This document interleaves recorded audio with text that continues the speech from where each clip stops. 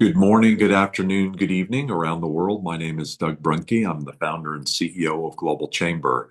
I apologize to our keynote speaker, Winnie Tang, and we have a couple other folks that are also going to be speaking today and at least introducing themselves. But Winnie was intended to do a pretty good size presentation. I met her a couple of weeks ago, maybe, at the Global Chamber event in Phoenix and Thunderbird upstairs in the pub.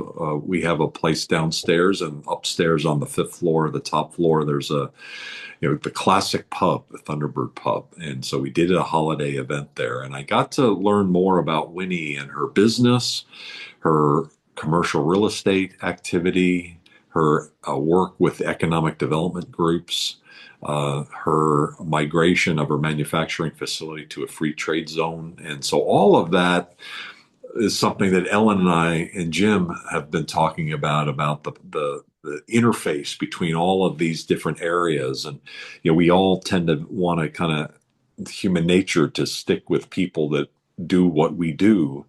And so when we talk about global and we're crossing borders, there is some level of discomfort naturally, even for Globies, to walk into different cultures and different communities, and it's an adjustment. Maybe comfort isn't the right word.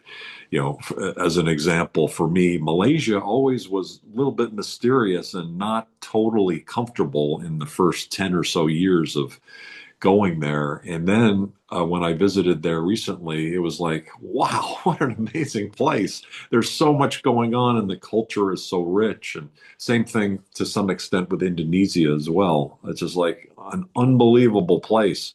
The people are so amazing. And so to me, it reaffirms, Ellen, the importance of connecting across cultures, connecting across functions. And so when Winnie told her story of all these different things coming together and her entrepreneurialism, and those of us who are entrepreneurs, I think, understand it more. There's a lot of pieces.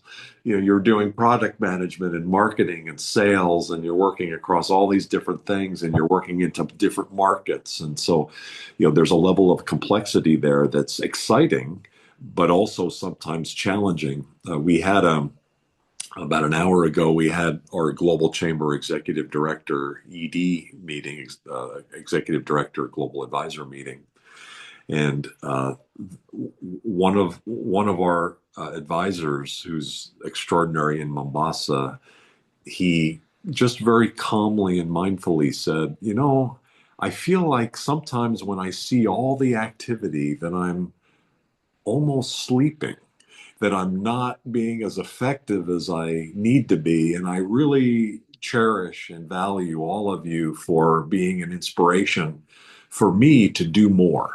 And so I'd say, Ellen, just as a preface to introducing you as our leader here today, that there's a lot to do. We have to continually prioritize. We need to work together. We need the global tribe. We need to recognize that we can't do anything alone if we really want to go far and sustain it. And so Winnie, I think, will kick off our conversation today. And we have David Hune in the call, who we need to have do an introduction and explain his recent fall, but also his future climb to the next level of his success. And also Geraldine Vasic, who's a new member of Global Chamber, who's involved with the real estate community in Houston, Texas. And so, Ellen, I'd like to recognize you as an extraordinary leader. David, prior to the recording starting, mentioned our October 5th meeting that you pulled together. You did all of it. You pulled everyone together. You got the sponsors involved. It was great speakers. And a few weeks before that event, I was a little bit worried, like, I wonder how Ellen's doing. And I gave you a call, and you were, everything's under control. And so when I arrived there and to see everything working, it was unbelievable. and I think it goes to your not only your skill and your knowledge, but your connectivity and how much respect you have for the entire community there in Vancouver and all the work that you've been doing. And now at Global Chamber, your membership here, the respect we have for you. We really appreciate you. And could you kick us off, please? Thank you, Doug. Good morning, good afternoon, good evening. No matter where you are, we really appreciate you joining our Global Real Estate Roundtable. And like Doug said, every single one of you is very important and part of the global tribe. And it's important for every one of you to be involved.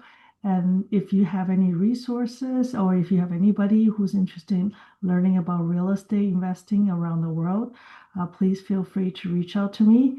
And of course, Doug's just mentioned we have a great speaker today, and one of them is Winnie. Winnie, if you don't mind, would you please kick off with your presentation and introduce yourself a little bit and also share with us some of the exciting thing that's happening and what you're working on. Thank you so much, Winnie.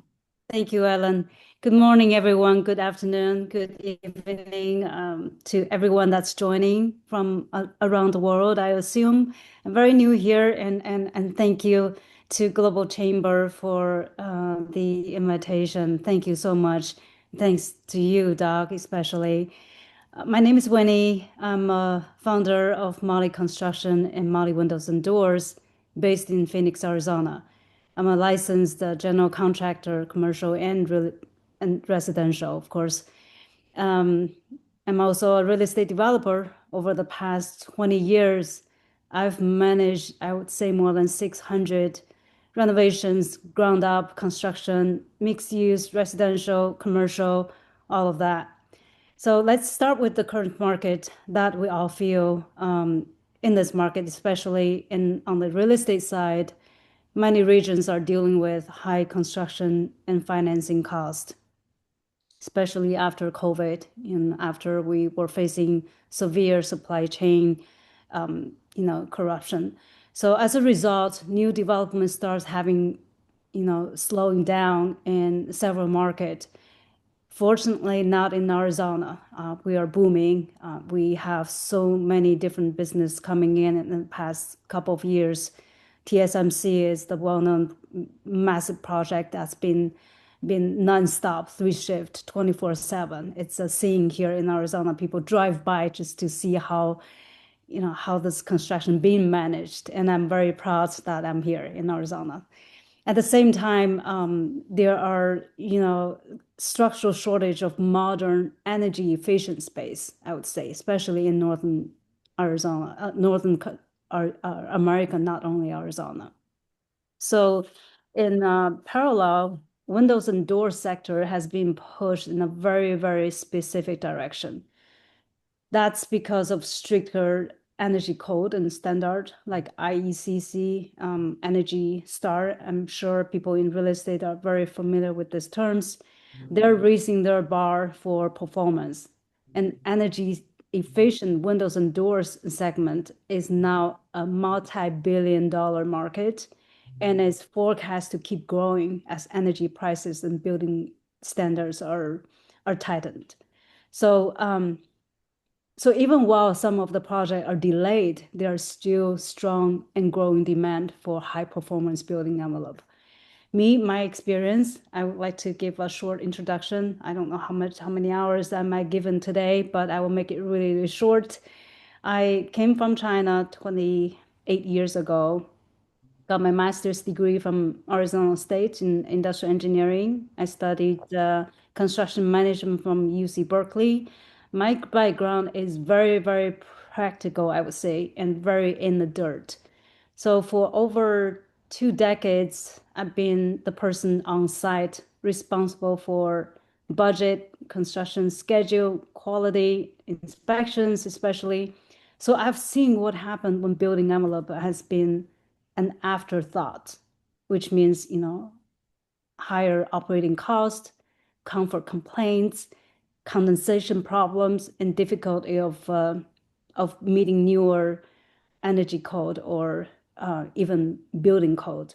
So that's why I created Molly Windows moly construction first to control more of the construction process, and later on moly windows and doors, so that I can directly address the performance gap that I kept seeing in the windows and doors product. So it's a very short notice. I wasn't really well prepared.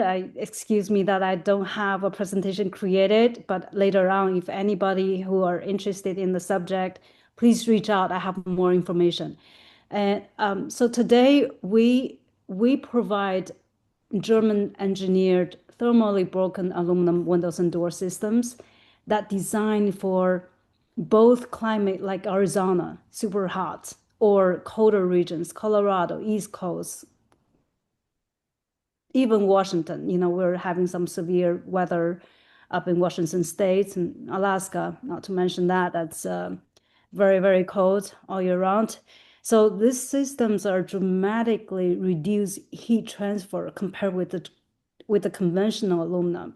How it works is there is a barrier that's been engineered and manufactured that can prevent heat transfer, keep the heat outside or inside, not having dramatic temperature change.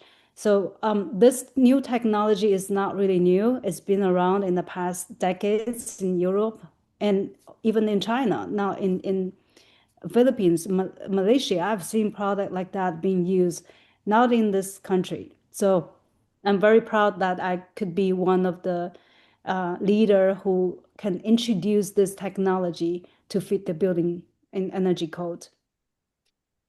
Having a manufacturer here in the future, we can actually supply product for residential, multifamily, commercial products. And so far, I'm very proud with my team. We have built dozens of dealership relationship across the U.S. Our goal is to reach out to over 100 dealerships throughout the U.S.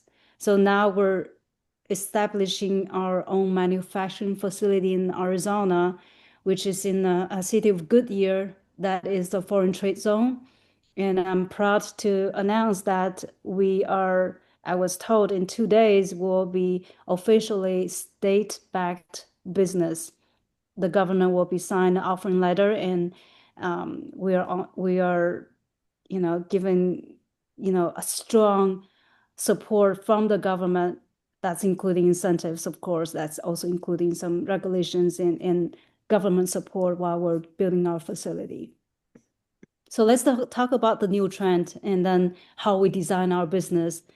Of course, sustainability regulations, that's a huge topic, especially building accounts for a very large share of global CO2 emission. And then having a energy saving product instead of using plastic or vinyl product that can play a huge role in leaving a huge footprint in this building and construction industry. And we're shift to a high performance aluminum system. So as I just mentioned, this new engineered product is not new. We keep improving, and then our technology, our R&D team has been constantly working with with the engineers and architects and see how we can provide the best suitable product in this U.S. market. So not only that, one thing I'm very, very proud, I'm most proud is we tend to make this business more digitalizing. We're currently building our ERP system that's integrated with AI tools so that we can better forecast demand, plan our production, and optimize inventory and raw material purchasing. So for our dealers and project partners, that means we can provide faster and more accurate lead time and commitment, and better pricing, of course, and fewer surprises. So in short, we're combining our advanced physical technology as well as digital technology. Me coming from with the background of industrial engineering, I'm very big in R&D. I'm very big in development, not only the product itself, but also the process operating, how we can keep it lean, how we can keep it more sustainable, business-wise, of course. So make it short, my current challenge, of course, with all of this, our biggest challenge is not only the demand. We have huge demand. We have more than $50 million of inquiries in the pipeline. And we're very, very confident this business will work. But the challenge is really scaling fast enough and smart enough to meet the opportunity. That's the biggest challenge. So we're now, we're facing completing the facility, equipping our FTZ, that's a foreign trade zone manufacturing facility in Goodyear. And we are investing in automations, testing, certifications that we can serve more demanding commercial and government project. By the way, I'm a member of the SAM.gov. I'm qualified partner to take on project that's, there are a few projects we're bidding on, that's DoD project and DOT. So having this facility is becoming more crucial, with the bill of made in the US bill, some of the project we cannot help, that's one situation we're facing. And also expanding our dealer network and technology support while maintaining high quality and reliable lead time. So all of that, we're looking for partners. We're looking for partners who could be equity capital partner to accelerate our manufacturing build out and working capital. And, in return, I would say whoever joining us, we are really sitting at an intersection of real estate, construction, as well as green building and energy efficiency and advanced manufacturing and with AI-driven operations. So, in short, to close, for 20 years, I've been working in this field, not just in conference rooms. I'm deep in the dirt. I'm on site every day. I know what the owners, developers, and contractors need from a building envelope, and Molly is here to help. And for you as an investor, future investor, family, as an investor, as a family office or strategic partner who are interested in joining our family, I would really, really love to have further and deeper conversation. Reach out to me after the session. And again, thank you so much for having me here. It's an honor, and I am very, very happy meeting you all. I hope to see you more often down the road. And thank you again, Doug. I would have you take it from here. Thanks. Hey, Doug, you're muted. Thank you, Winnie. I think Doug, You're you're welcome. muted.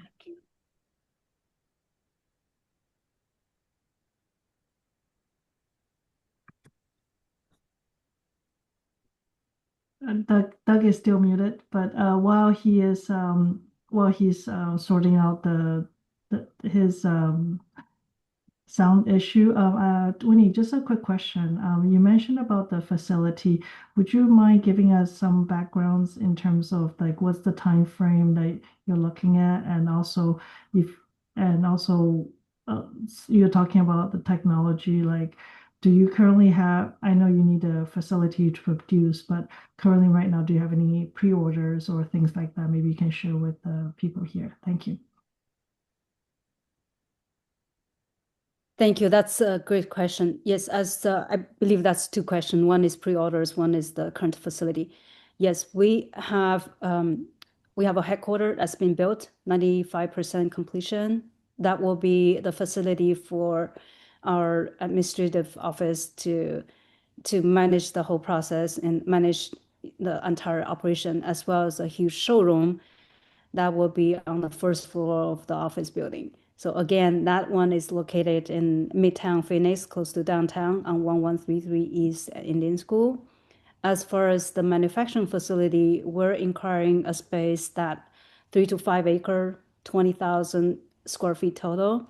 I'm currently talking with the City of Goodyear Planning Department. They're identify a couple of the site for us. The total investment for that facility, I would say close to $15 million to have it in place and fully operate.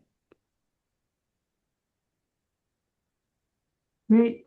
And I want to open up to everybody else. Does anybody else have any questions for Winnie? Thank you, Ellen. Can you hear me now? Oh, yes, I can hear you now, Doug. Yes. Okay. Yeah, sorry. There's some issue with my microphone, but I'll solve that later. To Ellen's point, does anybody have any questions or additional questions, I please? think Anita has a hand up. Anita, please go ahead. Yes. Yeah, hi, good morning. Anita Rodell, SBPI Services. Do you have so you're licensing the technology from the German product to manufacture the windows and doors here in the United States? We do have a satellite office in Munich, Germany, and then we also have our team in mainland China. That's where the raw materials are coming from. We're currently collaborating with the manufacturing, having our product OEM'd. As far as licensing, how Intertech is the institution who are testing our product, which all of our product has been tested. As far as licensing, once facility is established, we will have to reply with, because it's being manufactured here, everything has to be sent back into Intertech and having them test all the product we're distributing. I hope And that so answers. everything will be ISO rated, and you've got your SAM code, so you're Absolutely. all set on the government side. Yeah, Yes, cool. Congratulations. Can you put your LinkedIn link in the chat? absolutely. I will do that. Thank Okay. you. Nice to meet you. Anita's on our Global Chamber Los Angeles Advisory Board. She also leads the monthly export-import conversation, which is amazing. And she also is involved with currency exchange. She's the go-to person for anything related to currency and getting optimum solutions there. So, and there's probably a few other things I'm leaving out. Thank you. Anybody else? I Yeah. see there's still a hand up. Let's see, or no. It was me, Doug. It's Donna. How are Oh, hi, you? Don. Good. How are you? Oh, hello. Good. Sorry, I was a little late, so I missed the beginning part. But Winnie. My background for 10 years has been commercial real estate. I'm a broker in the Atlanta, Georgia market. Do you have a pitch deck of some sort that you can provide me? Because I actually have a lunch meeting with a developer that does adaptable reuse in New York today, and he has some projects here, and he's actually talking about the windows of a property that he actually has. It's a residential $1 million home he's doing here in Atlanta. He was actually talking about having a storage facility for windows. So this is kind of up his alley. So do you have a deck or anything that you could provide me so that as I have this meeting today, I can kind of mention him to you or mention you to him and make the connection if there's something there? Absolutely. We can send it. Okay. I can send it over right after this meeting. No problem. Perfect. I'll put my information in the chat. Okay. Thank. Thank you, Thank Donna. you. Yeah, so Donna, would you please put your information there and then let's connect. And for everybody who's on this call, if you wouldn't mind, I would recommend you to put your LinkedIn information or your contact information in the chat, and that way people can reach out to you and also connect. Because I think we have a lot of great people and heavy hitters, not only in the real estate sector, but also, in the academic or even various different background and in trades. So I just wanted to share with everybody many of the people here knows a lot of other people, which can create a lot of opportunity for everybody. So please do put your contact information or LinkedIn information in the chat so everybody can reach out. So once again, thank you, Winnie, again for your presentation. I think you actually Pleasure. bring up an important topic in a timely manner is that in construction industry, as you know, doors and windows, we see that all the time, not only in the residential but commercial. But nobody even think about, what are some of the new technology people are using. So it's great that you're bringing some of the new technology from other parts of the world, like into the North America market. So yeah, please do reach out to Winnie if you need more information about the investment opportunity and also learning more about what she does. Yeah, and then next, I think we have David. Doug had mentioned that you would like to share your story and also introduce yourself. and being a part of Global Chamber Tribe. Thank you so much again. I've known David for many years through the CCM organization, and he's also the director for the CCM Foundation, and he was very instrumental in fundraising for the foundation. And of course, we have a big capital campaign that's coming up that our goal is to raise $3 million within 3 years, and we already have at least $1.5 million committed. So within just on the soft launch, just in the past October when we had our meetings in Vancouver. And also, I also want to thank David to be one of our sponsor and speaker for one of the Global Chamber and collaboration event with CCIM locally in Vancouver on October 5th. So David, would you mind sharing a little bit about your background and also, your story? You have a wealth of knowledge and lots of great story to share, but just tell us a little bit about yourself so everybody can know more about you and all the great things you've done. Thank you, David. Good morning, everyone. My name is David Hyun. I am a CCIM. I was awarded my CCM designation on April 11th, 2018, about 7 years ago in Tampa, Florida. My journey is somewhat parallel to our guest speaker, Winnie Tang. I want to compliment Winnie for what she's accomplished. It's just outstanding. Anyway, I have my journey to this group. It began on October 5th, 2025, when I decided to attend the CCIM Vancouver Forum. And in the whole process of doing that, I said hello to Ellen Sue, who's a CCIM, and she invited me to attend her event on Sunday, October 5th. And then she asked a very interesting question. She said, "Would you like to be a sponsor?" And I said, "Well, I'm open to the idea, but I'm not necessarily interested in just being a sponsor. Why don't you just," she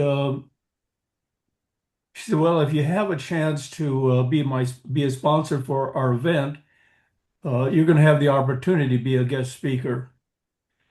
Well, I happen to be a outgoing, energetic, enthusiastic um, person in the field of real estate leadership. How did that journey begin? I started out by attending the University of Southern California School of Architecture, graduating with a bachelor's degree in architecture.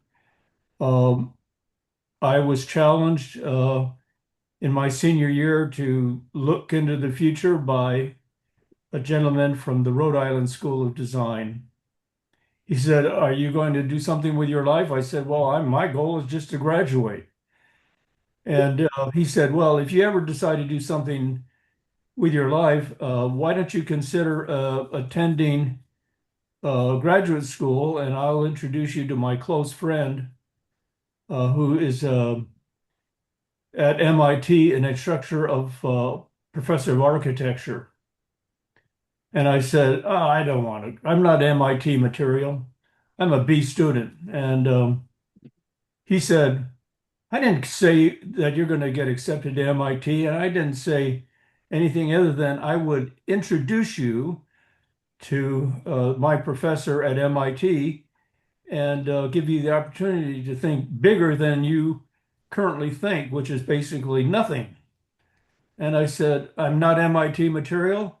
I don't want to consider that." And then 2 weeks later, I said to myself, "You're a B student. You're not MIT material. However, MIT will consider accepting brilliant people." I said, "David, you're not brilliant. You're just an ordinary architect." And I said, "Well, that doesn't prevent you from coming up with a brilliant idea." And I said to myself, "Well, what is a brilliant idea?" I said, "Why don't you come up with a strategy to develop a city over an existing city, over South Central Los Angeles, build a city over the city?" And I said, "How are you going to do that?" I said, "Well, it's very simple. You're going to have concrete towers 1 mile apart. You're going to suspend suspension cables from tower to tower, drop cables to the ground, and with steel trusses, build trusses to build the city and lift it up into the air. The streets first and then the infrastructure, apartments. So I drew it up, and my professor said, David, I hate it. You're not following my instructions. You're coming up with a crazy idea to build cities over an existing cities, and you're not following my instructions. You're getting a C in your grade. So I said, how disappointing. But I put my package together, applied to MIT, just out of curiosity. And about a month later, I get this envelope from MIT and it says, congratulations, David, you've been accepted. When I got to MIT, my friends from Hong Kong said, David, you'll never make it. You're 3,500 in debt. You don't have enough money for tuition. You'll never make it. And I said to them, watch, I'm going to find the financing to get to MIT, regardless of your nonsense. And when I get there, I'll send you a letter. So I got to MIT and I said, this is interesting. I've got a problem. I don't have enough money to complete my tuition. I only have about 8,000 raised from my aunt, uncle, cousins loans. And they said, David, congratulations. Three of our attendees declined to attend MIT. So all of the scholarship money for them is devoted to you. Welcome to MIT. Your tuition is paid. When I went to MIT, my thesis was, what are the principles of architecture that could be developed for planning worldwide? I was thinking big, worldwide, globally. And so I came up with about 5 to 7 principles that are basic principles of real estate and development, transcendent of time. You can go back in time to the early stages of civilization, of Egypt to Rome to Europe to America to China. Now you take a look at China. I attended my first business trip in July of 2018. I was invited to attend as a panel speaker before an ICBC panel of investing globally in real estate, and especially my specialty was investing in American real estate in California. So I had a presentation prepared in English, a presentation prepared in Mandarin, and so I went before 150 families of ICBC, and I talked about investing in California. That's big time for me. Then I attended the CCIM event in Shanghai, and I can tell you, Shanghai is a city that will blow your mind.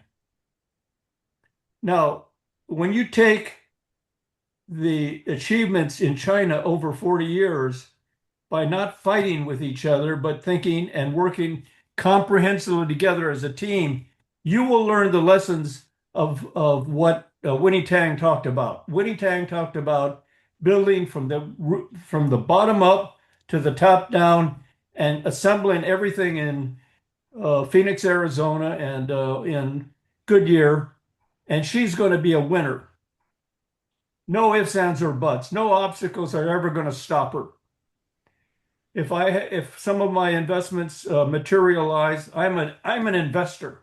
Now, I've only met her for 30 seconds, but I can tell you I'm excited about investing in Winnie because she has the qualities of a winner. The world's population globally is divided into 2 simple groups, winners and losers. A small population of 10% are winners, and a larger group that don't know how to focus and put their resources together.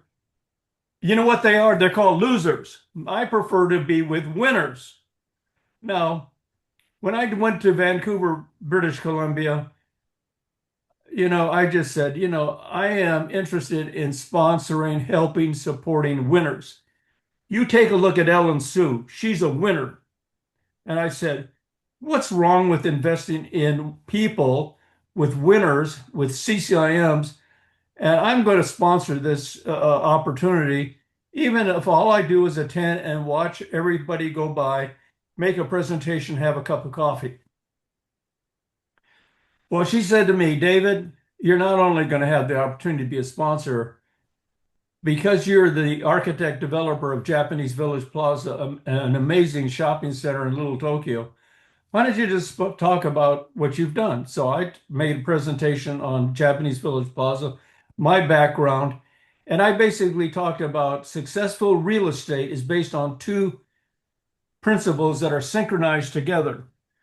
As an architect, I learned from the godfather of architecture, Frank Lloyd Wright, that form follows function. You know, that's his mantra, form follows function. When I graduated from MIT and started working in the industry, general contractors would tell me, David, nice to meet you, but we think you're a fool and we think you're an idiot. And I said, how dare you call an MIT alumni an idiot in architecture? He said, well, we'll say it again. David, do you know how to design a project to a budget? No, no one ever taught me how to design a project to a budget. Do you know how to design a project to construction schedule? No, I was never taught that. Ergo, David, you're an idiot. 90% of all the drawings that you do are going to end up in that corner in a trash can, the round file, and therefore you're useless to us. Well, what did that do? That motivated me to work for Kapalua as Director of Design and Planning. After I worked there and helped bring on the Bay Hotel, the golf villas, the Bay Villas, update the 550-acre resort master plan with Bell Collins in Honolulu, because I was licensed as an architect in Hawaii, a license as an architect in California. So I was qualified to be the Director of Design and Planning on Maui because my mother was born there. Over 125 years ago, my mother came from Korea to be part of the immigration group that was invited to be part of the plantation cultivation of pineapples and sugarcane. My dad went to the island of Maui. My grandfather, fortunately, was one of the founders of the modern state of Korea. He founded, along with a number of other leaders, Reverend Soon Hyun, the Provisional Government of Korea of 1919, 1920. And he was the first appointed ambassador to the United States from the Provisional Government of Korea from Syngman Rhee, the first president of Korea. All of that information is put into my LinkedIn website / David Hewin, CCIM, and Facebook social site / David Hewin, CCIM. So you can see that history of my family, my Japanese Village Plaza project, and my being a member of the CCIM organization. And I was recently appointed to be on the board of the CCM Foundation to raise scholarship funds to help the next generation of real estate leaders get the necessary early stage financing to begin their career in real estate. So what I see in Winnie Tang and Ellen Sue and others attending this event is a group of dynamic, energetic, and enthusiastic, courageous leaders. Now, what is a leader? A leader is someone that has the following 5 qualities that you can count on your 5 fingers of your right hand that identify what a leader is. If you don't have these qualities, in my opinion, my humble opinion, it's a personal opinion, you're not going to be a leader. Number 1, to be a leader, and I'm going to point this out to Winnie Tang. Winnie Tang has courage. She's got more guts than Mulan of 1,000 years ago, the woman warrior from China that saved the kingdom. Winnie Tang has character. She has integrity. That's why I'm willing to invest my money once it materializes. I'm one of her investors. Number 3, Winnie Tang has commitment. This is also true of Ellen Sue. Winnie Tang has commitment to get the job from start to finish with no excuses. She doesn't provide a single excuse in her presentation. Number four, Winnie Tang has capital management skills to bring in and manage the construction budget so that when all the inflated costs come in, she still is controlling the budget. So the income coming in exceeds the expenses going out, and you have what we call in modern day parlance a profitable project. Why would I invest in a losing project? Forget it. You can get hurt so badly you can be wiped out in a single project. But she knows how to deliver profit. Number five, Winnie Tang has the quality of a caring attitude. You can see her in her presentation. She cares for her fellow Global Chamber attendees. She has a caring attitude for her clients. She has a caring attitude for her city of Phoenix and Goodyear. She won them all over. She has a caring attitude for her country, the United States of America. When Winnie Tang brings all those five qualities, she delivers the knockout punch to win every time. So, so I am an educator at heart. I have a master's degree in architecture from MIT. I have an MBA degree from USC Graduate School of Business. I was asked to teach finance, business, economics, FBE 565, real estate development strategy for 10 years as a lecturer after I graduated. I taught development strategy with real case studies. I got major companies like the Irvine Ranch to donate a 20-acre site and donate $5,000 to my class. I divided the $5,000 into first place prize, $2,500, second place prize, $1,500, third place prize, $500. The 25-man class was divided into 5 teams, and each team put together their own feasibility study using real architects, contractors, um, uh, financiers, and appraisers. So when they completed the package, everybody was shocked. It was a real feasibility study, and their parents said, "We don't want you to leave our family. We want you to develop projects for our own family. We got the money." And they joined the best companies, Watt Industries, the best companies in California. Now, I am a supporter of educating leaders. I am not a proponent of supporting losers. Everyone here in this, including Donna Smiley, who's a leader, a real estate broker in Atlanta, Georgia. She's going to get the doors and windows delivered to her client. And he's going to be so overwhelmed, he's going to say, forget being a real estate broker. Join my team, and I'm going to help you become slightly wealthy. More nickels and dimes than you can ever deserve. I don't want you to be worried, afraid of being courageous, of being a winner, Donna. You need to show your muscle. So I want to thank Doug Brunke for creating a global chamber. I want to thank Ellen Sue for reaching out and inviting me to Vancouver, British Columbia. I I don't know how to say it, but I love Vancouver. I think Vancouver wins hands down over Los Angeles.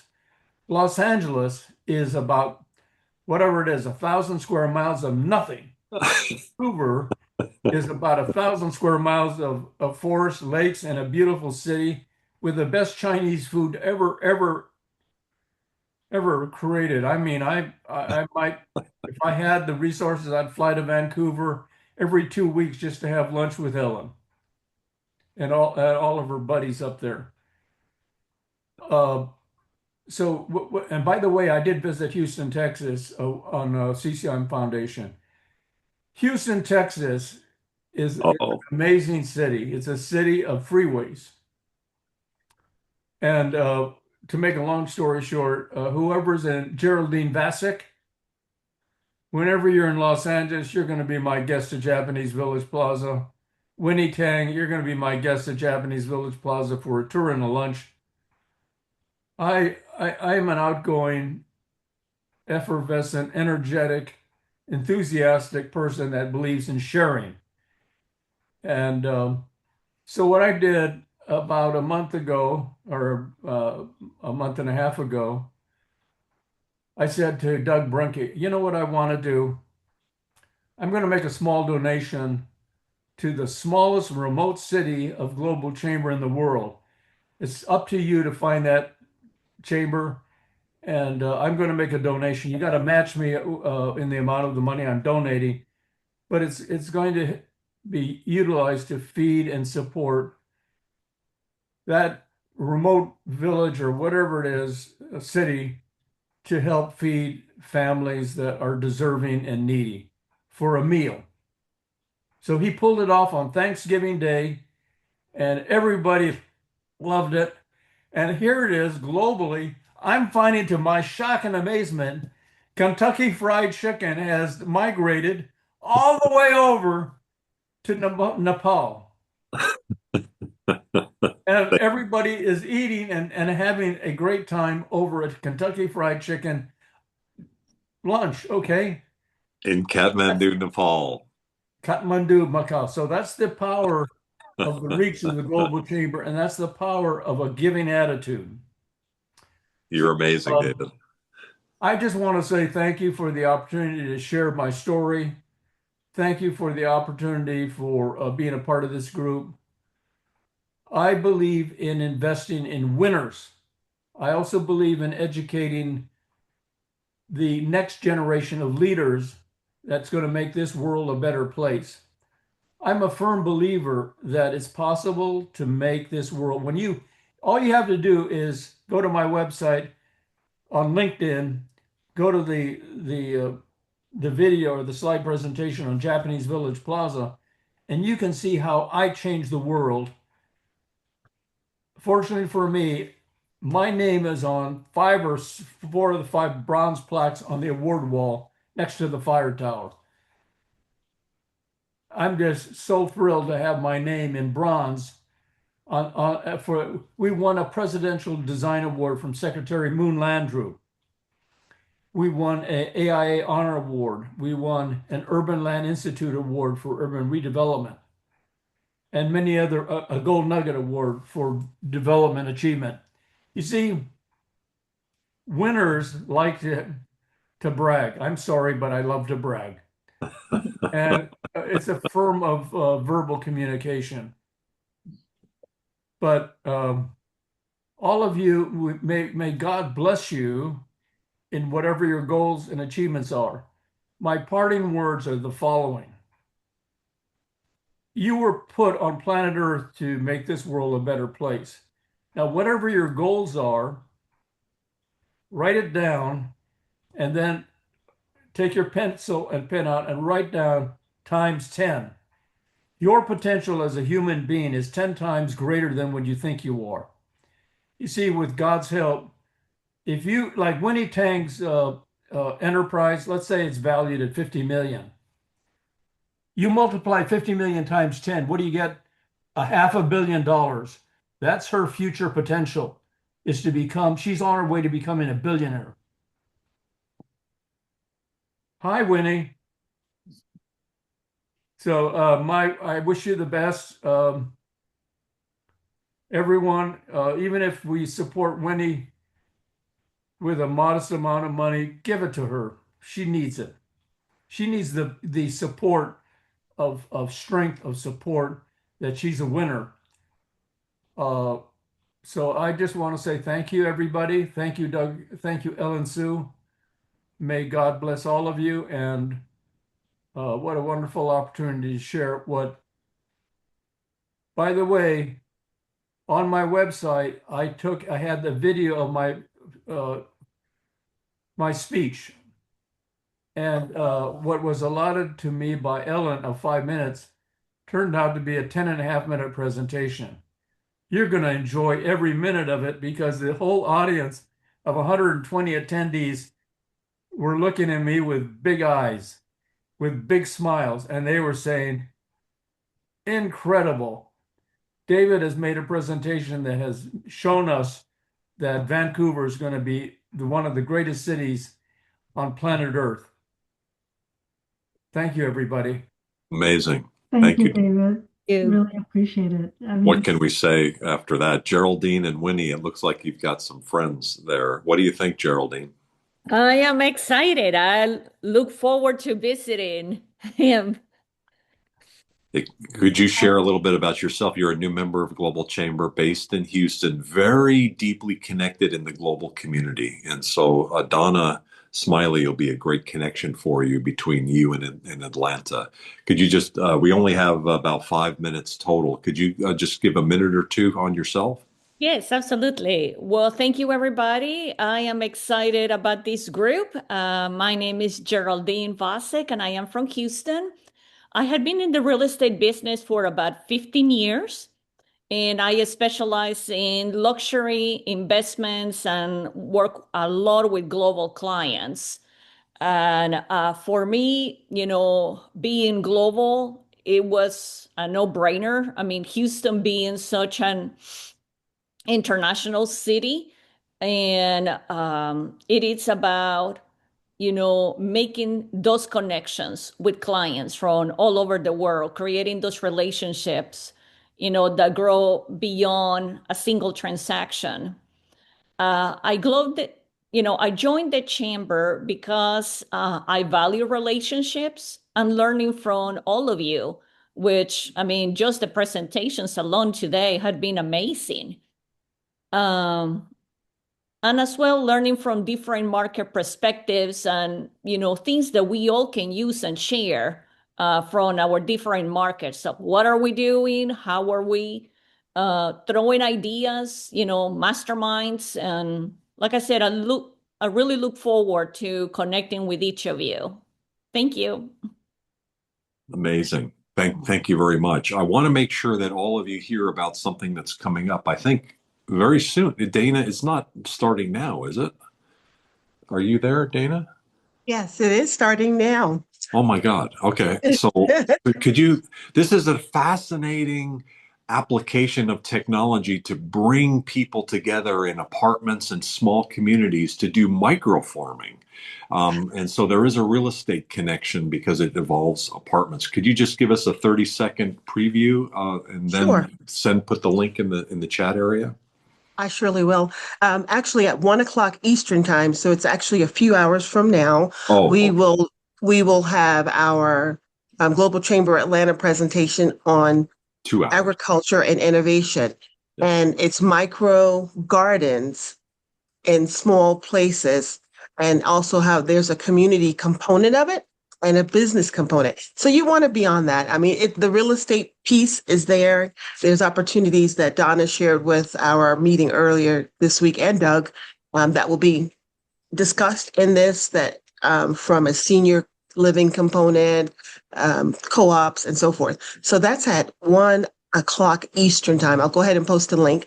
And in just a few minutes is our author series. I'll be hopping on that, leading out, talking about protecting your intellectual property. So even if you're coming up with a business that's as progressive that Molly's Windows or another idea or concept, you want to protect the ideas. So we're going to talk about that in just a few minutes. So I'll go ahead and post a link for the upcoming 1 o'clock agriculture event. So just check in your chat in about 3 seconds. That's Thank you, Doug. 2 hours from now, from wherever you 2 hours from now. That's right. Want to make sure that we keep to the time. And Jim, you missed, I think, some of that. You missed maybe. Did you hear any of Winnie's presentation? It was amazing. And then David, I think you heard some of this. Jim and Ellen are leaders of this weekly call. Jim, what do you have to share? I just want to say happy holidays to everyone, safe travels, because I know this will be the last one, but looking forward to connecting with everyone here, building our community, and really, Doug, getting Globy and other technology into it so we can really build and send more referrals and let individuals share. Oh, and one big thing is, Doug, I'm setting a meeting because I shared kind of with Ellen, especially with the power of Global Chamber, with the economic development, and with one of our tech with Recess, since we're already doing this in Canada, is putting all this research reports into a text so everyone has access, as long as you're a member, because everyone needs data, information, access, contacts So Doug, very exciting to get this rolling in the new year. So that is kind of the big thing I've been working on with Ellen behind the scenes. Amazing. Thank you. David Hune is amazing. Winnie is extraordinary. And David, Oh, thank you for heart. your talk into Winnie. Ellen, um, uh, I'll turn it over to you to wrap up. What did you think about today? Well, I think, we have two fantastic speakers. It's never a dull moment every time when David speaks. So I have to say, he tells great stories and he always has great things to say. And when he love what you're doing right now with everything that you're doing with the doors, windows, and also the opportunities that's there. So everybody, please reach out to each other. Many people posted the LinkedIn information. And also, I wanted to share with everybody because Christmas coming up, so that's the reason why we're taking a short break. Our next meeting next year will be on January the 14th. So our schedule is going to be 7 a.m. On Wednesday morning. So if anybody interested in joining us, please remember we'll start on January 14th, 2026.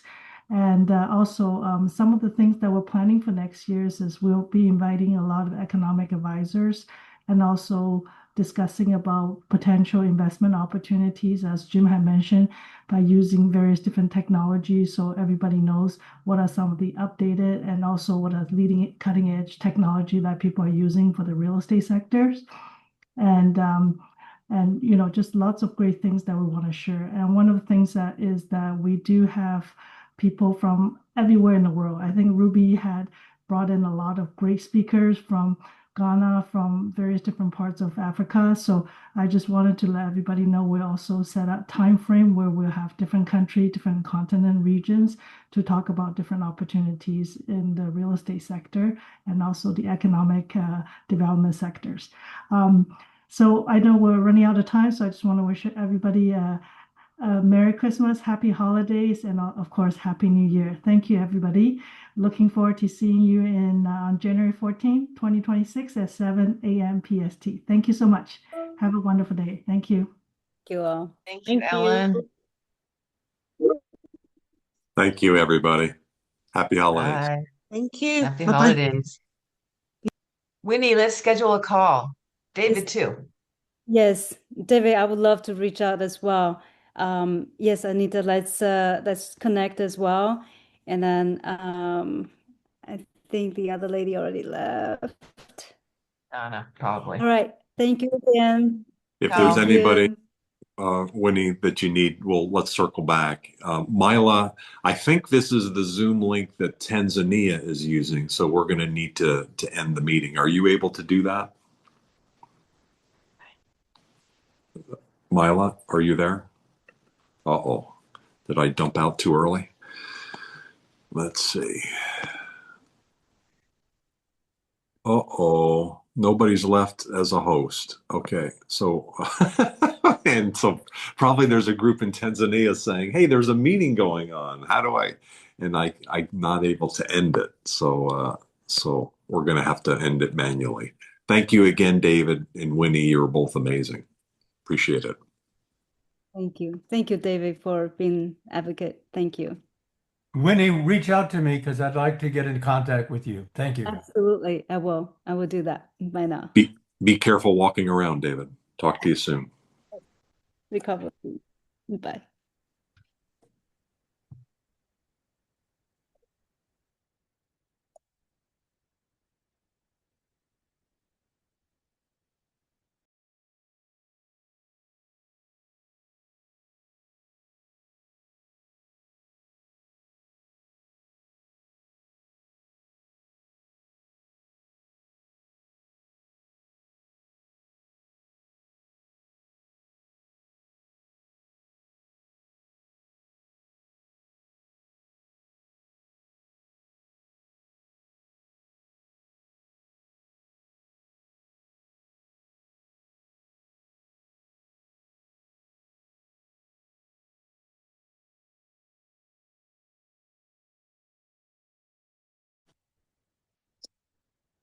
Hello, Nima. Hi, Doc. How are you? I'm doing well. Did you Yes. have trouble getting into the call by any chance? No. I joined first, and then it was I think um the other meeting, this round table that was going on, so I logged out. I see. Okay. Yeah, we have I think 6 meetings today, and trying to juggle it between two different Zoom accounts, and so there's a little bit of overlap. So thank you for your patience. Is that you? Is that you, Mila, or is that you, Cesar? Or is that's Did not? you see my WhatsApp message, Doug? I haven't. No. Let's see. What's that?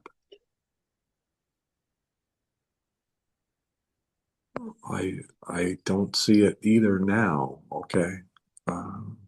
What?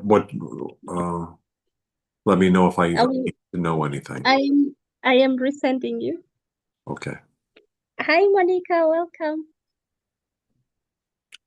Hi, how are you? I'm I was fine. just wondering because I think I also joined and found another meeting ongoing, so I had to run. I saw you come in, Monica. Yeah, That was a real estate conversation, so I sorry about sneaked in and out quietly. that. No worries. Naidu also came in and out. So Naidu, how are you? Thank you for your patience. Thank you. Good evening. How are you? Good evening. Where are you today? I am at the headquarters in Dar es Salaam. Very good.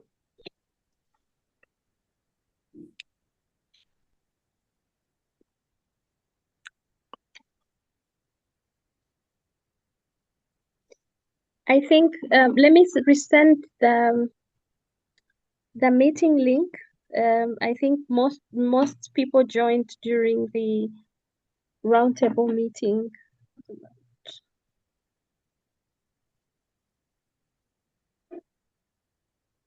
Yeah, we have 6 meetings today, and they all kind of came together. There is another meeting going on right now, but it's on a different Zoom link. And so, but there was a meeting right before this that used this link. That was a global real estate call. We do that call every week and talk about real estate around the world. We did one on Kenya. That would be the closest one where we talked about the market in Kenya.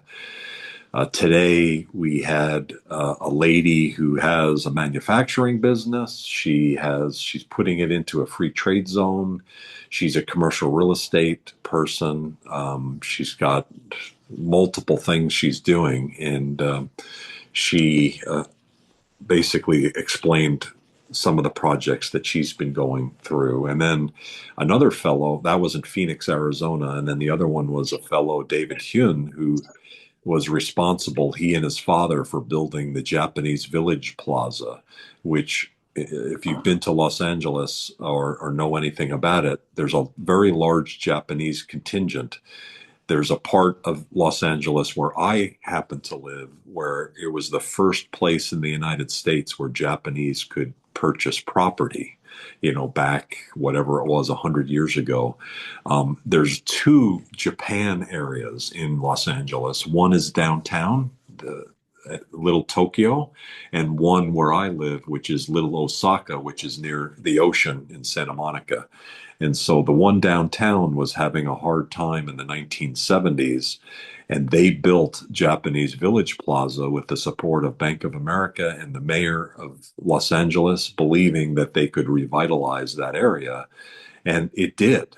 So the design of it was basically a Japanese village placed inside of Los Angeles, and around that, Little Tokyo developed. So it's a fascinating story about how development happens and how these ideas are great building blocks for the future. It's how I view Africa and every location, of how little ideas, sometimes big ideas, turn into things that are fascinating, and they build onto other things.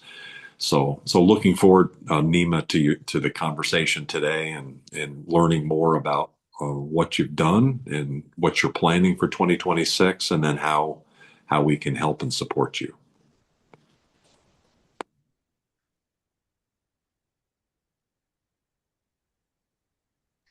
Thank you, Doug. And I'm sorry I cannot put my video on. It's been raining. I mean, I've traveled to up country and it's a little bit, there's no electricity. So sorry about it. I would like, thank you everyone for joining. Good morning in the other parts of the world and good evening in Africa. Thank you everyone for joining. I would like first and foremost to welcome Doug to give us a little bit of overview about Global Chamber.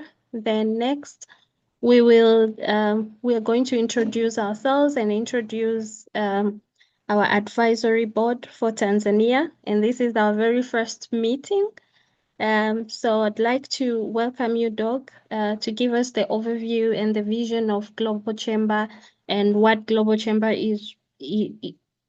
really is. And we'll go into introduction. Then I will present about the overview of 2025 and what is our next steps for 2026. Thank you. Welcome, Doug. Thank you. You're very kind to allow me to go first, so I'll keep it very brief, and I look forward to listening and learning from all of you.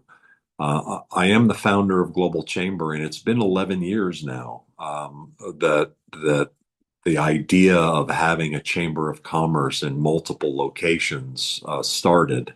I still don't see very many other people doing it because I know that it's hard to connect people. But I think now with AI and more global mindedness generally among people, that our time is now. And so our focus this coming year is, our three words for 2026 are listen, learn, and community.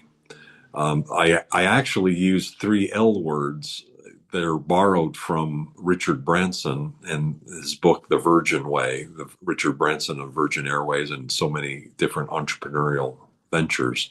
In his leadership book, it's listen, learn, and laugh.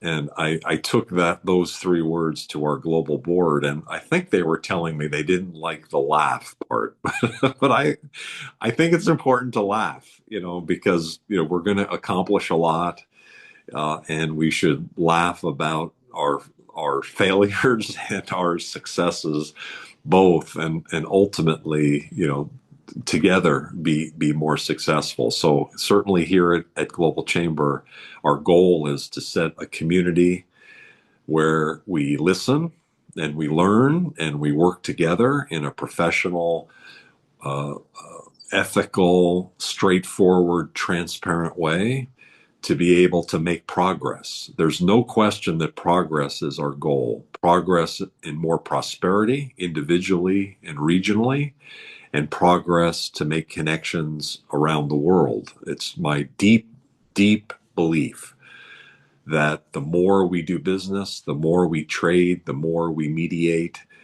across our people, across borders of any kind, that we make the world a better place. And so it's not, you're not far from South Africa and where Nelson Mandela grew up. And if you, like I, have read his autobiography, I was deeply moved by his childhood and how the tribes in South Africa and in Tanzania were very, I guess the word would be provincial and private, and there was not allowed for people to marry across tribes. And he felt that was so wrong. And it drove him to do many of the things that he did to become so mindful. And quite honestly, I'm certainly no Nelson Mandela, but I'm inspired by him and that belief that we are one tribe, one global tribe, that we can connect across, that it is human nature to be very local. We have to be local, or if we cross the street, we wouldn't notice the car going by and we'd be hit by a car. We have to be cognizant of what's right around us and our family and be close to our family. That's so critical. So to be global and to think beyond our town, beyond our country, beyond our continent takes effort. It doesn't come naturally to so many people. And so what we're working on hard for 2026 is to build the platform, to create the portals, to create the AI tool Globi, to create more ways for us to connect up across the country, across the continent, across the world. And so we're not where we want to be, but over the next 10 to 20 years, if I have the ability to do that, my intent is to be around for that long, to really build out Global Chamber to be effective, to help individuals with their business, to help communities grow and connect with other parts of the world, and also for, ultimately, uh, through that effort, that we make a little bit of a dent in a positive way about the world. But it starts local. It starts individually. It starts with each of us to do our part. You're already doing your part. You're all very successful leaders.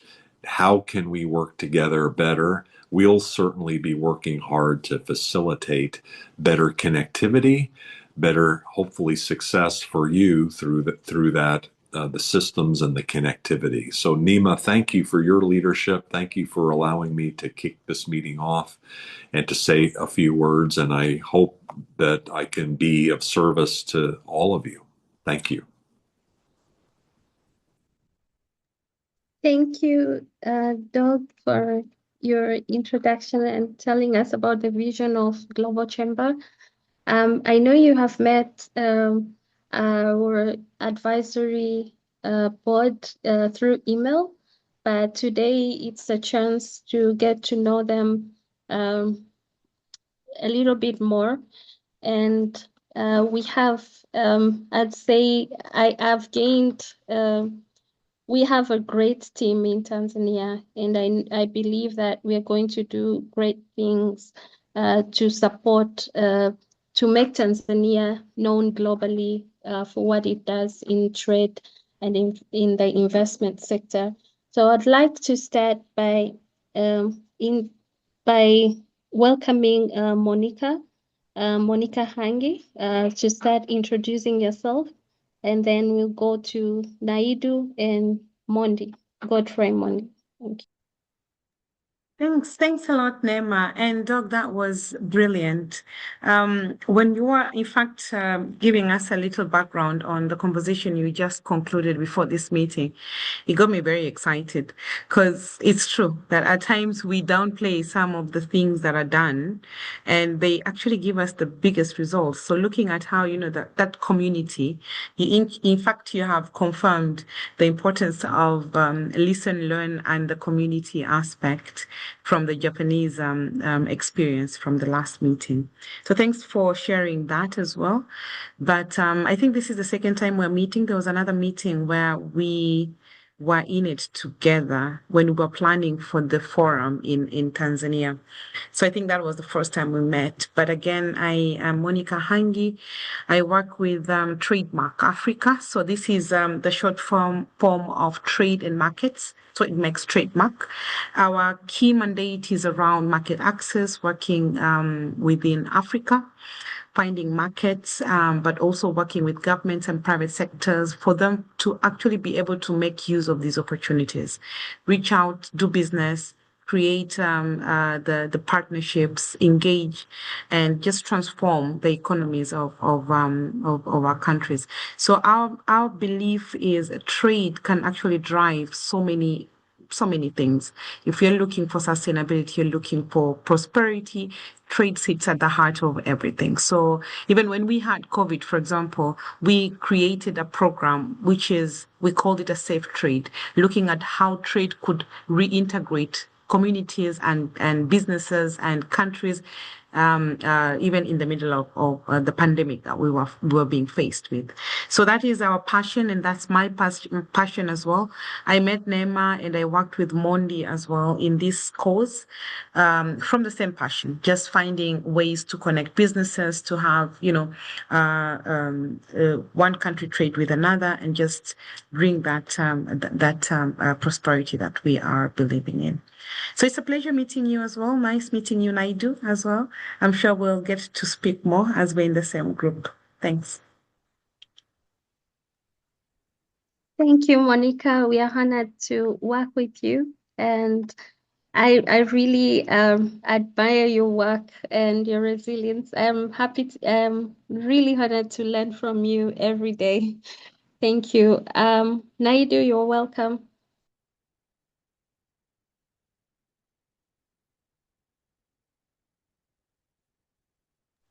Naidu, you're muted.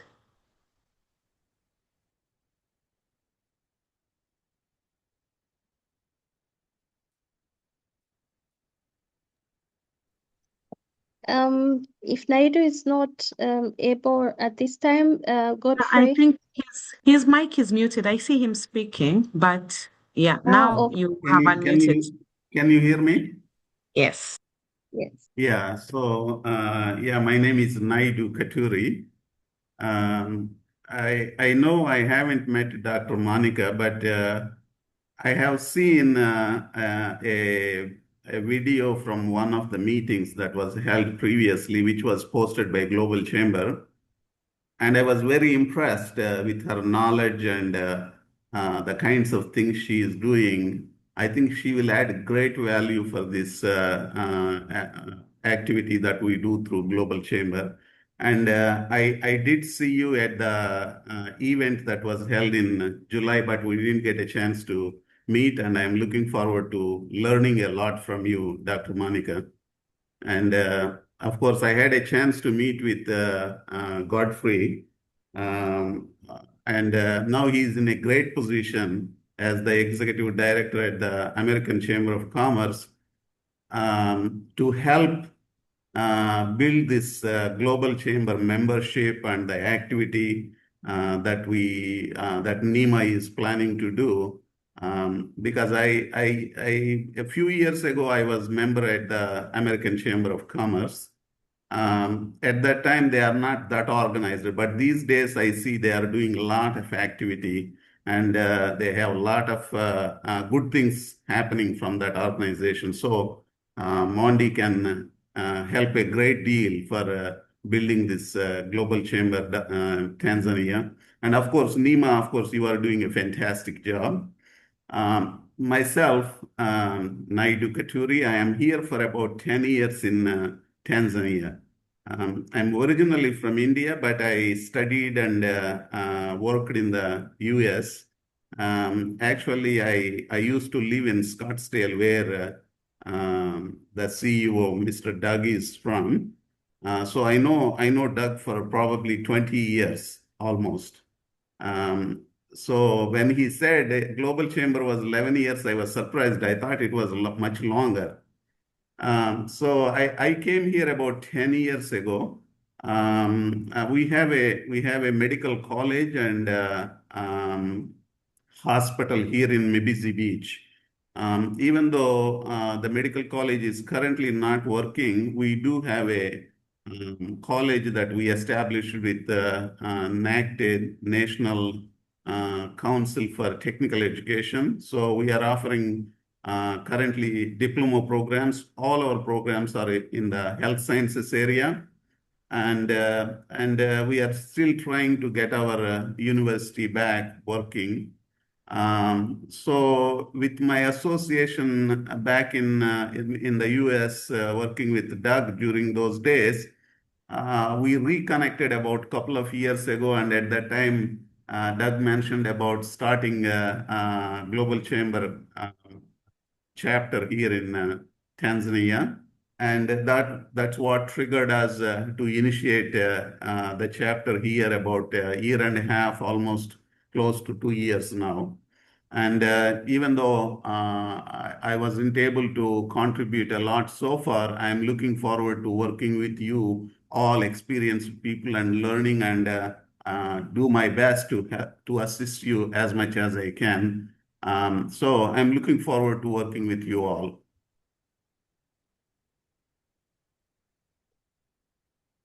It's good to see you again, Naidu. I think we've actually met in person, haven't we? Back in the day. Yes, we met several times. Matter of fact, we went to that baseball game at the Bank One ballpark together to Ah, meet some clients. home run Yeah, network. and Fantastic. Yeah, you were part of what was before Global Chamber. It was called the Arizona growth International Growth nation. Group, AZIG. Yes, So back in those days. So great to reconnect. Thank you for your leadership and thank you for participating and supporting this group. sure. Thank you, Naidu. Welcome, Monty. Well, thank you, Nema. Good evening, Doug, and hey, good morning, Doug, and good evening, Dr. Monica and Naidu. Hi, Monty. Oh, thank you. It's good to reconnect with everybody. The first time or the last time we connected, I was with TPSF, Doug, Senior Policy Specialist, Trade and Investment, and then some opportunities emerged, and now I've joined the American Chamber of Commerce in Tanzania as its new executive director. So looking after the interests of the U.S. Controlled and owned businesses operating in Tanzania, both mainland and Zanzibar, but also local companies that are doing business with American companies.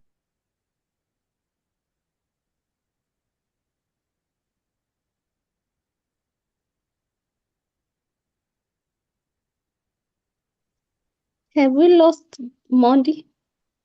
Maybe.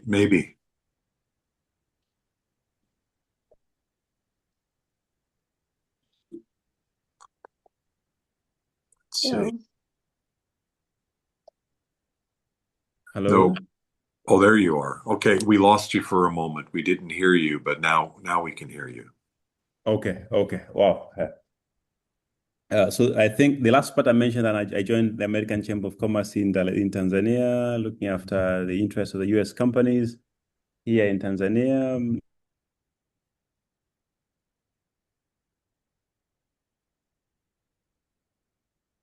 Importing and exporting. We're member-based. We have somewhere around 92 companies as 84 companies as members of eight individuals as members, and a couple of other prospective members are joining AmCham by next year, early next year. So it has been a great privilege joining the Global Chamber team here in Dar es Salaam and working closely with NEMA,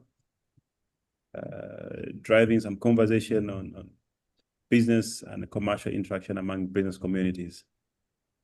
Again, I look forward to working with NEMA and the rest of the advisors in strengthening our influence and role as a global chamber here in Tanzania.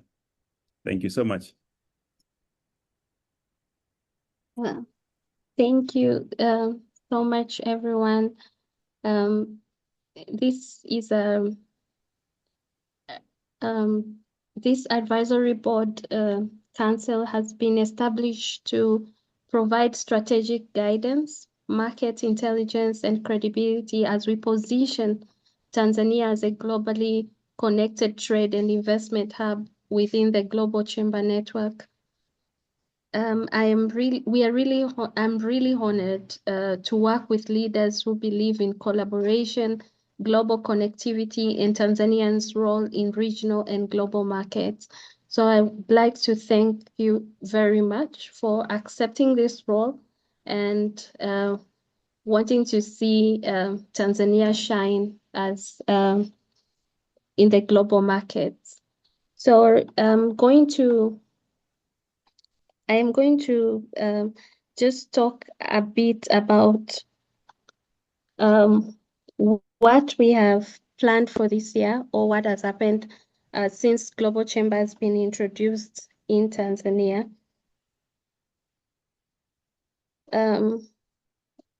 So what we did, like some sort of an reflection of in 2025, our focus was strategic positioning and partnerships. First, Global Chamber was a strategic partner at the African Trade and Investment Conference that happened in July 2025. This was a major milestone. It positioned Global Chamber Tanzania as a trusted convener within African trade and investment ecosystem and connected us directly with global investors, institutions, and governments. Also, second, we introduced and initiated collaboration with the CEOs Roundtable Tanzania, opening space for high-level private sector dialogue. Third, we have begun engagement discussion with key institutions, including AmCham Tanzania, TPSF, and TISEZA. These conversations are critical because Global Chamber grows through collaboration and not competition.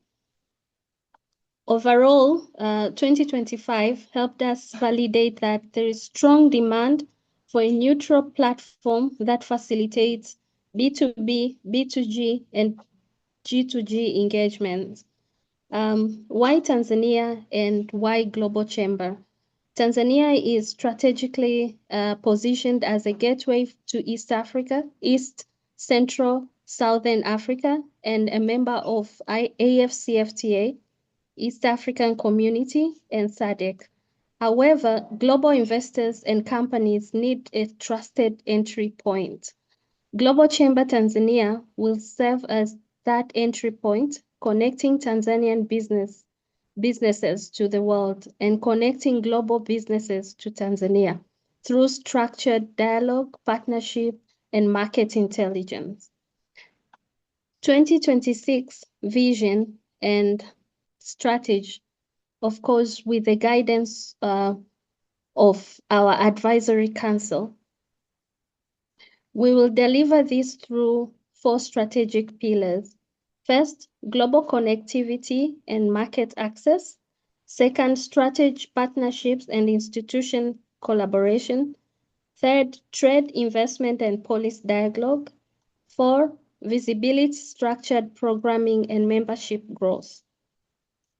Key 2026 activities. In 2026, we will introduce consistent and predictable programming. 1 Global Chamber Tanzania webinar every month.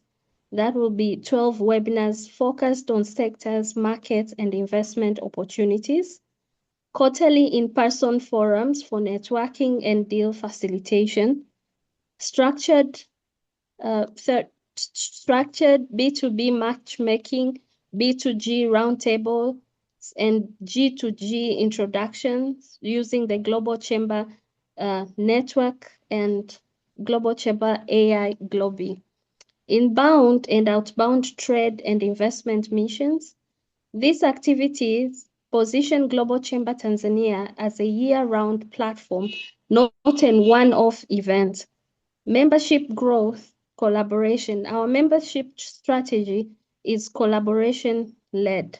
We will grow members by leveraging partners such as CEOs Roundtable, AmCham, TPSF, and TISEZA, and many others in Tanzania, using webinars as entry points and lead generation tools, converting forum participants into members through value-driven engagement, positioning membership as access to global markets, investors, and decision makers.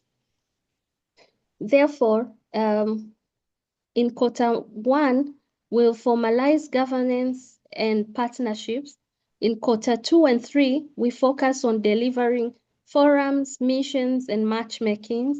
In Q4, we host an annual Global Chamber Tanzania Summit and prepare for 2027. The Advisory Council plays a critical role in providing strategic guidance, credibility, and market intelligence. In closing, Global Chamber Tanzania is not just launching activities, we are building a trusted platform for global engagement. We look forward to your guidance today and priority sectors, partnerships, and markets as we move confidently in 2026. Thank you very much. I would like to open the floor for questions, additions, and also guidance from our advisory board. Thank you.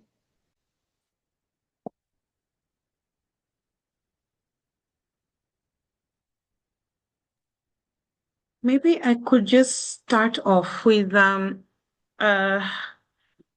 idea that I've been having, because as you've said, Nema, and well done for that recap and the plans, sharing the plans, very important. But I think we have an opportunity to build on the forum, which was done earlier in July. We managed to pull in not so many people, but we had the relevant people in the room. And for me, that is very important. Can we, and maybe just to hear from you, your thoughts around how we could make use of that platform as a follow-up and come up with a plan to keep people engaged? Because my worry is that being the first big event happening in Tanzania, people might forget about Global Chamber for a while until when the next event is announced. And it shouldn't be the case of event after event, but rather having that trail of engagement and having people involved in the network. So I don't know, just to hear your thoughts around it and whether you've thought about how best we could follow through and mainly build on some of the key recommendations which were shared during the forum. Thank you very much, Monica. I think one of the things I thought, but with your guidance, and we can hear from other advisory board members, it's having quarterly meetups, but also having creating being engaged in different like in the partnership part. For example, the way we have been engaging with CEO Roundtable or TPSF and all, being up to date and making sure that we are part of what they're doing, but also having something that we can have as together discussing trade and investment. I don't know, Mondi and Naidu, what are your thoughts?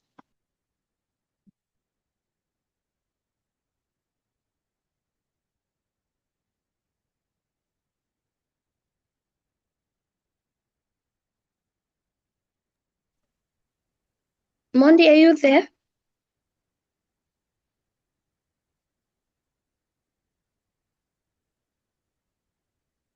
Naidu? Okay, it is on mute, sorry.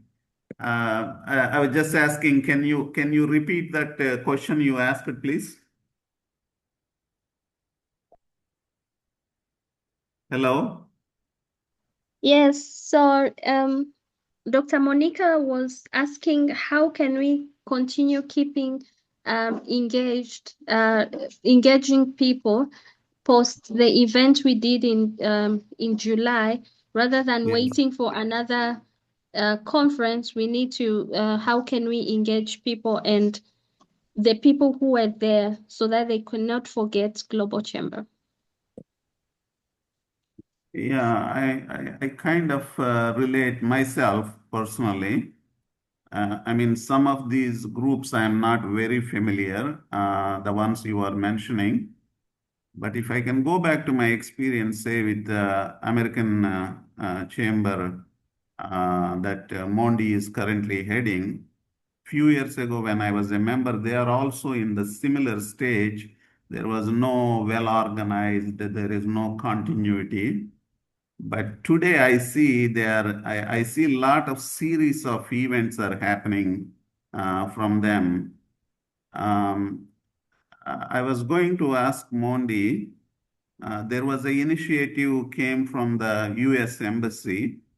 I forgot what it was. I think Mondi is one of the members in that, along with Scott um, and few others. Before they assigned that particular leadership role to American Chamber of Commerce, they actually asked me about what experience Global Chamber has in that space. And at the time I was lonely. I was alone in our group. At that time you haven't even joined.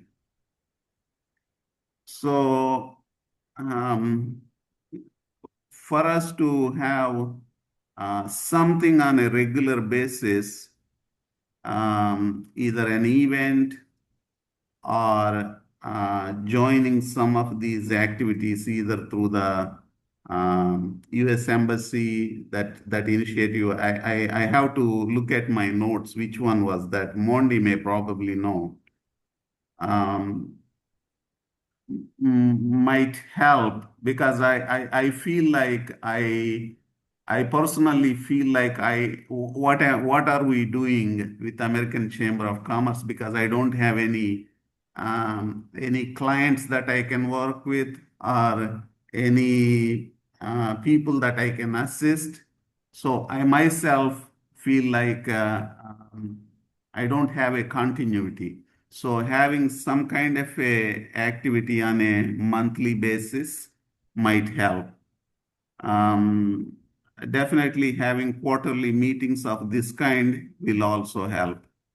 But then let me think more and come up with some concrete proposals to you in the coming days. Thank you. And I totally agree in having monthly meetings. We can establish Tanzania B2B G or G2G every month. That will also add value to maybe CEO Roundtable and other members from TPSF or the engagement or other people that we are collaborating with. I think one way is having monthly B2Bs and G2Gs. It will add value for them, but also having invitations for our meetings whenever we have quarterly. Mondi, are you there yet? Dr. Monica, do you have anything or suggestions from your question? As I want to say, hey, you want me to answer my own question? I mean, good to hear Naidu's ideas. And for me, what probed me was the need to keep up the momentum. And I've seen a lot of good feedback and impact coming through that. So if we are able to do this, well, for starters, maybe at the first month, maybe we don't have to call for meetings, but having a proper plan to build and create the visibility of the chamber, for me, that will be at the top of the list. So sharing more information, and now you have us in as members of the advisory committee.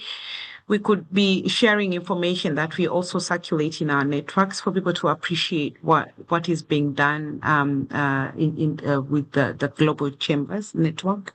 And then from there, we need to have an open eye by identifying opportunities on how to link businesses and introduce one another. I really liked what Doug was saying about the Japanese example, because that meant, someone saw an opportunity pulled in the resources, linked different kinds of people, and now we are here talking about a positive story out of it.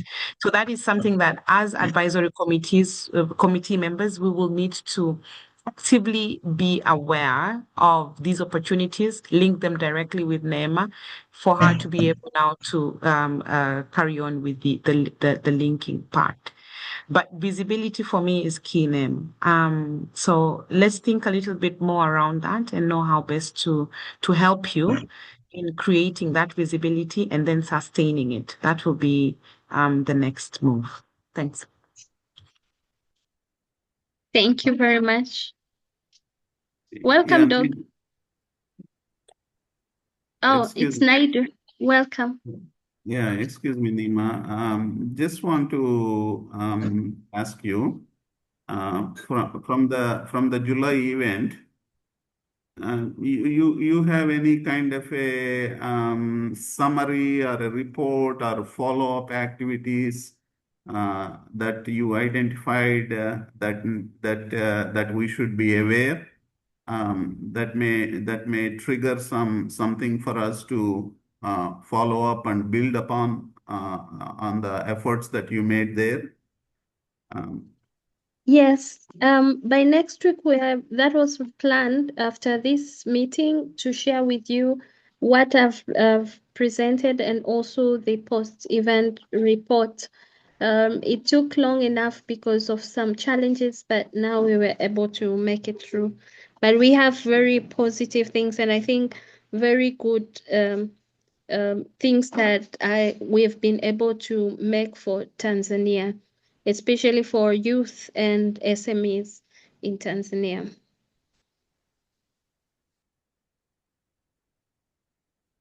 Okay. I'm sure you must have had some good discussions with Mondi with what he is doing at the American Chamber.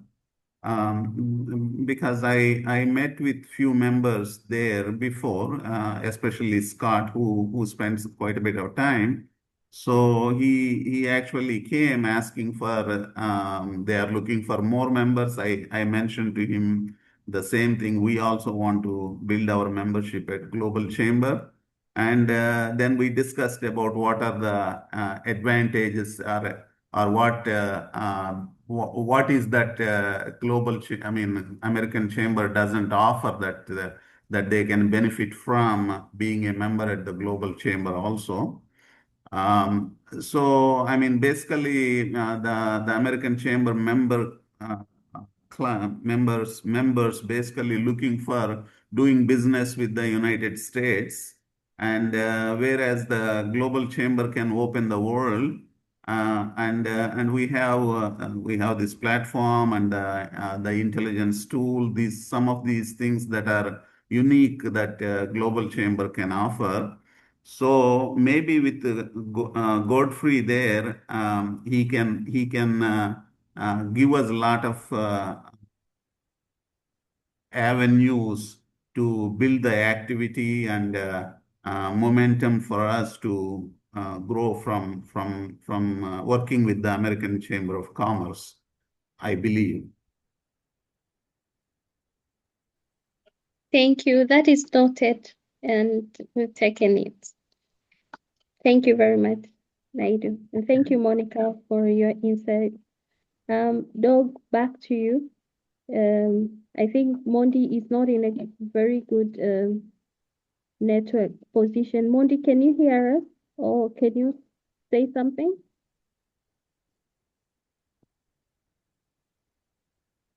Mondi, I think he's still away. Doug, back to you.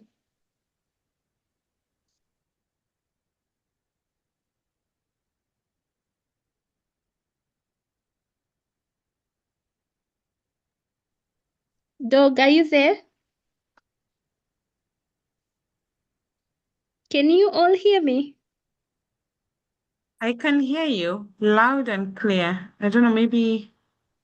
No. Yes, we can hear you. Maybe they Doug, have a network problem. Yeah, I've seen Doug unmuting. Are you there, Doug?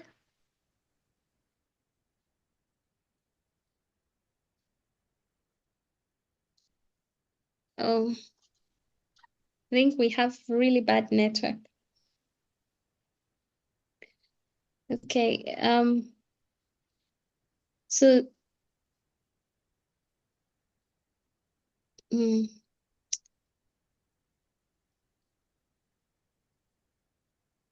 so I've thank you very much for your insights. This is our first meeting. How do you propose us to have advisory meeting, which every quarter, or how do you advise us having our meetings apart from the meetings, the monthly meetings that are for webinars, but I'm talking about the advisory meeting. Welcome. So it's Naidu and Monica. Well, I think Nema, you could first let's get on Naidu's advice on the note from the meeting. And then you could propose, come up with a calendar. Now that you have a WhatsApp group created, come up with a calendar of meetings, propose, and then, so that we're able to be blocking our calendars and have these conversations so that we also keep the conversation going. But let's start by first having, some of the key takeaways from the July meeting. And based on the presentation that you've shared today, share that as well, just so we are all aligned. We are all speaking the same thing. Let's also align all that with what Doug presented at the beginning. The focus as we're getting into the new year. What are we looking at? When we talk about listening, what are we listening to? When we're talking about learning, where are we getting these learnings from? When we're talking about supporting and working as one community, then how are we linking and bringing in the communities to now support the businesses that we want to join the network? So I think that way, once we're able to connect strategically and have a common goal and a common focus, that will also even be guiding our meetings and the conversations we have in each meeting when we meet, so that we don't miss on the opportunity of having such brilliant people in a call and not come up with a mind-blowing, I'll say, solution or plan that will transform the landscape. Thanks. Thank you very much. Doug, we were looking for you, but glad you're back. So, anything to say? Thank you very much, Monica. And this has been a wonderful call. So, Doug, anything to say? We have a few minutes. I think the points made are very good to center around why we're doing this, to have the type of process and the system to be repeatable enough. Otherwise, things fall by the wayside. So I like those suggestions about the regularity and predictability of what we're doing there and what we do just generally. We found for advisory boards that does help to have a routine, whether it's quarterly or monthly. Generally, those are the two options, and it becomes more predictable at the same time all the time. Widen the net, so once things really kind of get to the next level, it's never too early to reach out to others who share the mindset, the global mindset, the progress mindset, and who else makes sense. Generally, we want to have on an advisory board representation of all the things you'd want in business. So you'd want the banking finance side, you'd want some legal representation, you'd want some exporting initiative, you'd want some government and economic development activity represented within the advisory board. Accounting and tax, so the finance side of things. Universities, and particularly the business schools, are very helpful. And then anyone else that you view as essential as for the in and out. Yesterday, we added someone who is the international person at the airport. Often those people are looking at getting direct flights, direct international flights. And so there's a very strong international component there. And so we have at least a couple of advisory boards that have airports on the board, or ports. The Port of Los Angeles is the largest port, I think, in the US, and they're part of the Los Angeles Advisory Board. So think about others that you think could be additive to build the community, and that helps build not just the advisory board, but will build the chapter as well. Thank you, Nima, for the opportunity. Thank you very much. So the key takeaway is to share the report for the ATIC conference, and also sharing the strategic plan for 2026, and also let the think it through and then come up with another plan that is more suitable, and which is suitable for Tanzania surroundings. And I think we have great minds here. Ebony was to join us, but she has another meeting, so she's also going to join in the advisory meeting. Thank you so much. Thank you everyone for meeting today. This was very insightful. Thank you for your advice. Thank you, Monica. Thank you always. Thank you, Naidu. Thank you, Mondi. And thank you, Dog. Have a beautiful festive season. Happy New Year and Merry Christmas. See you soon next year. Same here. Bye-bye. Thank you. Bye-bye. Bye.